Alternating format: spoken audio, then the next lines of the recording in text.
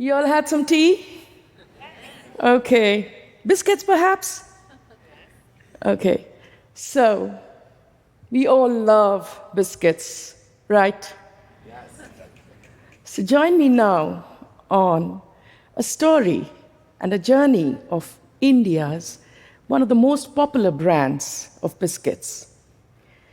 Let's meet Devraj Bhai, a small farmer who grows wheat on his 1-hectare farm in arid Gujarat.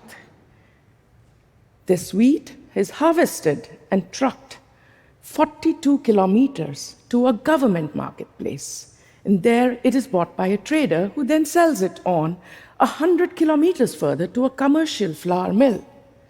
At the mill, it is stripped of all of its nutrients and fiber and then converted to refined flour. And then it is trucked another 400 kilometers further to a larger factory to be mixed with refined sugar, which has had a similar long journey.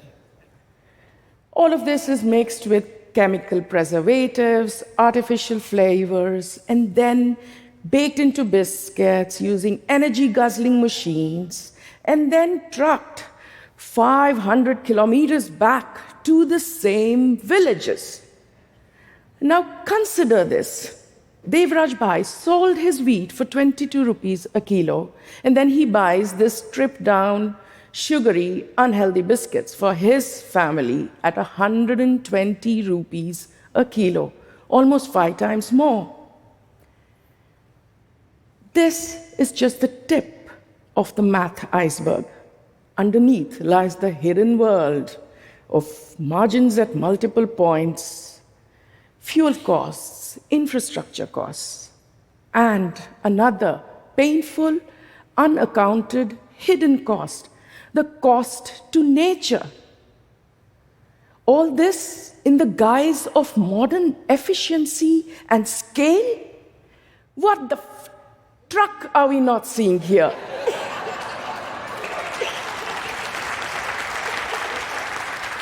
This is a tiny example of the highly polluting industrial farming model that is eating the world.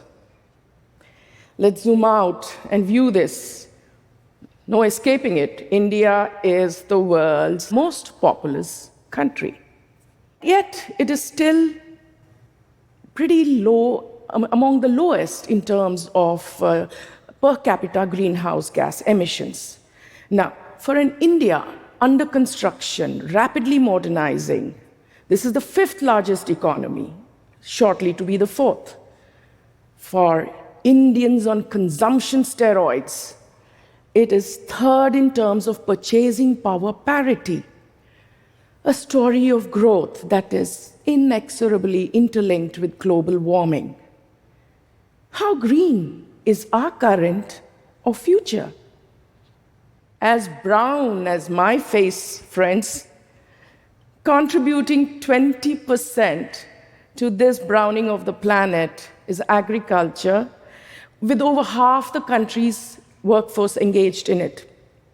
Staring us in the face is this absolute imperative to power green production and empower green consumption.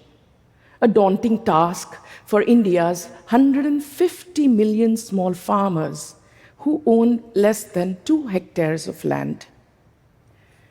Now, I grew up in awe of nature as I tagged along with my civil engineer father in the deepest jungles of India. My mother, she taught me respect for indigenous foods, cultures, and the kinship of communities. A 25-year digression into the modern food industry. Traveling the world was a roller coaster ride of the good, the bad, and the ugly of what the farmer grows to what lands up on a consumer's plate. So, my midlife crisis coincided with the climate crisis, and that motivated me to set up India Foundation for Humanistic Development, with a vision to rejuvenate productive landscapes equitably and sustainably. We work with small farmers across India, as well as indigenous communities in 22 states to promote natural farming, green enterprise development, and habitat conservation. I see my work as knitting a patchwork quilt of stories of communities, their challenges, and the change makers. And presenting this vibrant, multi-hued, expanding and evolving saga to the powers that be. And I would like to now take you to a golden patch, as I zoom in, on a golden patch in Belgaum district of Karnataka in the south, where the heroes of my story are 10,000 small farmers. This story brings to life how green production can lead to green consumption in a more equitable and sustainable way. Let's meet Anand. He's a small farmer growing maize in Belgaum on a 2-hectare farm. Anand is also, this proud managing director of Saudatti Farmer Producer Company Limited. Saudatti Company has 1,000 farmers like our Anand, who are shareholders and co-owners.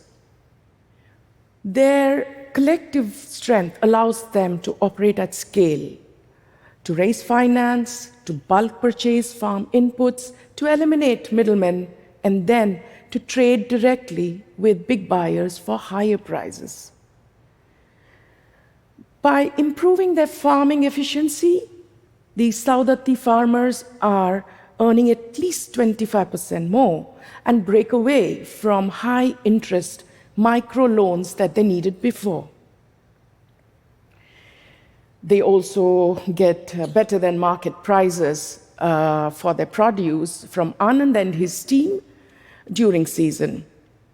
Now, the profits from Saudatti Company are invested back into the company or distributed to the farmer shareholders at the end of the year, and this is a decision that is jointly taken. How green is my valley? To know this, let's visit the 1,000 co-owners of Saudatti Company who are transitioning from chemical-based monocrop agriculture to an organic multi-crop farming system at scale through our natural farming trainings. We track and trace their production practices through an app called Food Sign, which allows us to capture the tons of carbon that is sequestered on their lands. This is then traded to earn carbon revenues to create assets that would benefit the whole community. This could be a production facility, this could be a common warehouse, or a primary health center, or even a drinking water facility. Their decision. Now, it does pay to green production, right? Let's now meet the heroines of my story who power the green production to green consumption pipeline. Meet Kamala and her 12-member self-help group, who are shareholders of Saudatti, and they run a micro-enterprise. And yeah, they produce biscuits. Whole wheat and millet flour is mixed with jaggery. Jaggery is an iron-rich brown sugar. This is baked in ovens that run on solar or biomass energy, simply packed and sold locally. Our Doorstep Incubator program supports 9 such farmer-producer companies with 9,000 shareholders in Belgaum district who are linked to 150 microenterprises which are run by women and youth who just add value to local produce for local markets using renewable energy. Let's step back and think a bit. Do you see the simple, fantastic math happening here?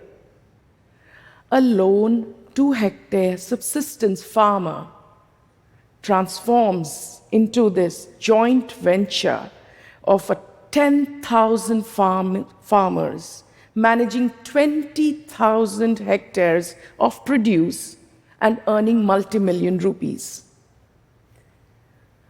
A local circular food economy that has the impact to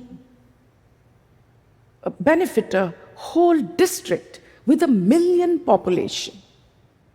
Mind-boggling, but doable. This scenario is something that can be replicated 100,000 times across India and secure the right to affordable, sufficient, and culturally appropriate food for 1 billion Indians.